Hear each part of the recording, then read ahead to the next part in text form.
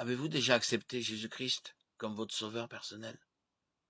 Pour bien comprendre cette question, vous devez d'abord comprendre les mots Jésus-Christ, sauveur et personnel.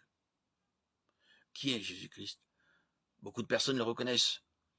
Jésus-Christ comme un homme bon, un grand enseignant, ou même un prophète de Dieu. Tout cela est bel et bien vrai, mais cela ne suffit pas à rendre compte de sa réelle identité.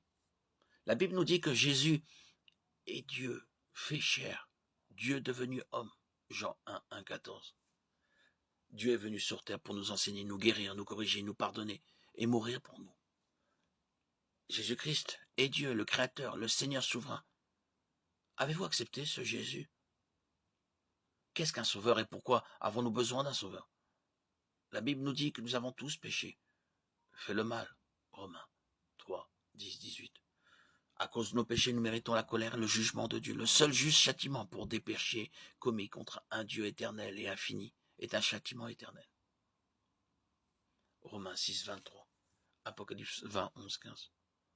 Voilà pourquoi nous avons besoin d'un sauveur. Jésus-Christ est venu sur terre et mort à notre place.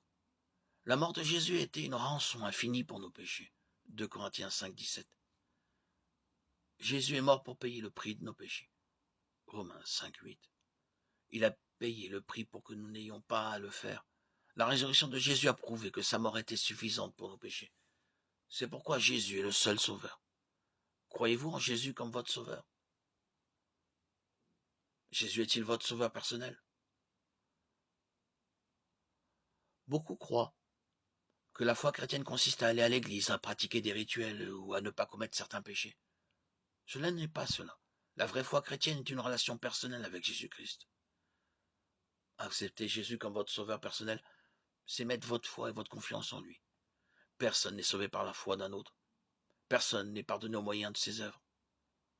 La seule manière d'être sauvé, c'est d'accepter personnellement Jésus comme votre sauveur, de croire qu'il est mort pour vos péchés et ressuscité pour vous garantir la vie éternelle.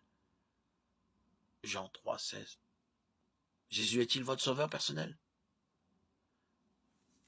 Si vous désirez accepter Jésus-Christ comme votre sauveur personnel, dites à Dieu les mots qui vont suivre.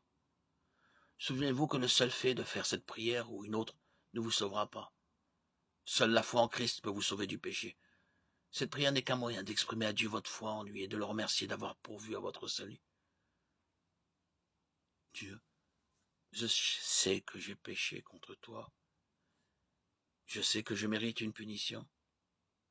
Mais Jésus-Christ a pris sur lui-même cette punition que je méritais, afin que, par ma foi en lui, j'ai accès au pardon. Je mets ma confiance en toi pour mon salut. Merci pour ta grâce merveilleuse et ton pardon, pour le don de la vie éternelle. Amen.